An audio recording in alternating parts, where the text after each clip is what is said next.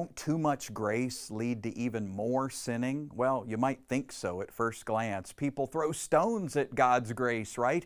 They call it greasy grace. Greasy grace? What are we, climbing up a fire pole to God, making progress toward Him every day, but then we slide down that pole because of God's grace? Well, that's not exactly what God tells us in the New Testament, is it? The message of the gospel is that Jesus Christ climbed down to us through the cross and the resurrection, offering us His amazing grace. That's cheap grace, they say. Cheap grace? Well, it cost Jesus everything, and it's free to us, right? So I don't see where cheap grace comes in, do you?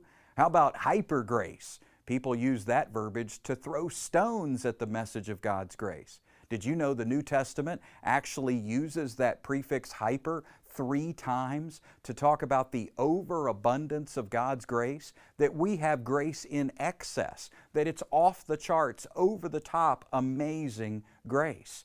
So, hyper grace? Well, it sounds like we should be hyper about God's grace, right? But does too much grace lead to even more sinning?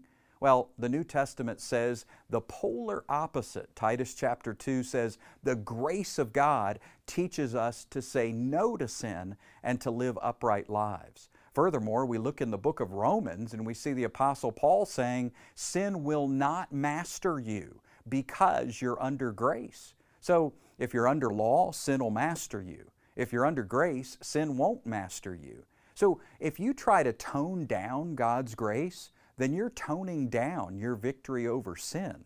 Does that make any sense?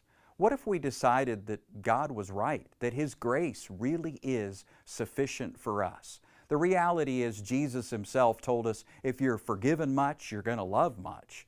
And if you're forgiven little, then you're going to forgive little. So which would you prefer?